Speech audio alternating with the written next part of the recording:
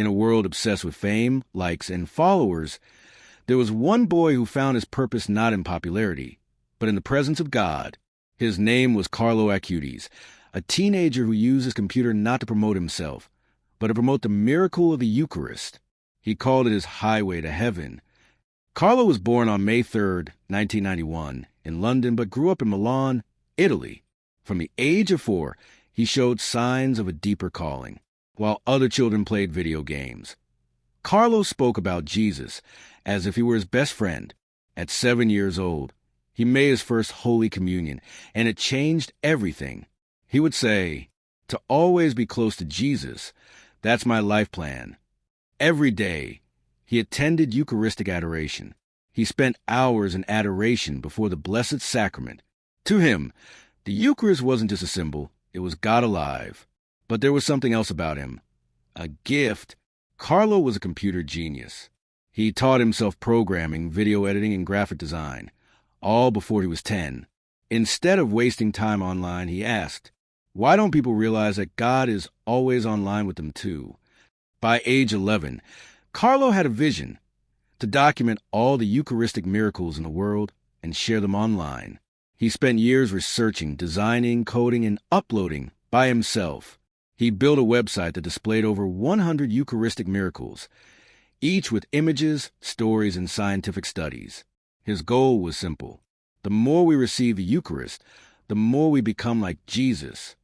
The exhibition was later translated into dozens of languages, traveling to over 10,000 parishes around the world. And it all started with one teenager and his laptop.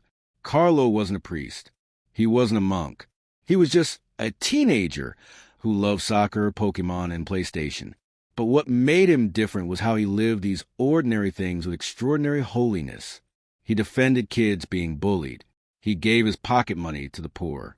He prayed the rosary daily, sometimes while coding. His mother once said, "He dragged me to Mass before he could even drive." He would often remind his friends, all people are born as originals, but many die as photocopies. Carlo believed holiness wasn't about being perfect. It was about choosing God every day. Then, at age 15, everything changed. Carlo fell ill. What seemed like a fever turned out to be leukemia. In the hospital, in unbearable pain, he told his mother, "I offer all my suffering for the Pope and for the Church."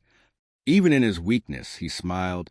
He told his doctors, "I'm happier than ever because I know I'm going to Jesus." Carlo died on October 12, 2006. His body was buried in Assisi, the city of St. Francis, whom he deeply admired. When his tomb was opened in 2019, his body was found incorrupt, dressed in jeans, sneakers, and a hoodie. The boy who lived in the digital age had become a saint of the eternal.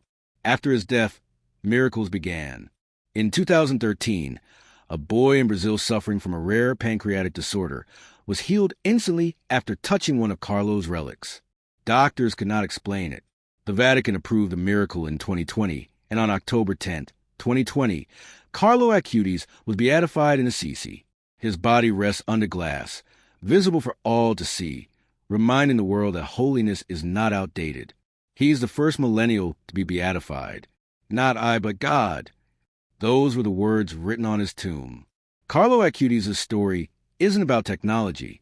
It's about using every gift, every moment, every click for God's glory.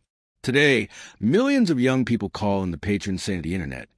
But what he really wanted was to make us all saints of the ordinary. So the question is, what about you?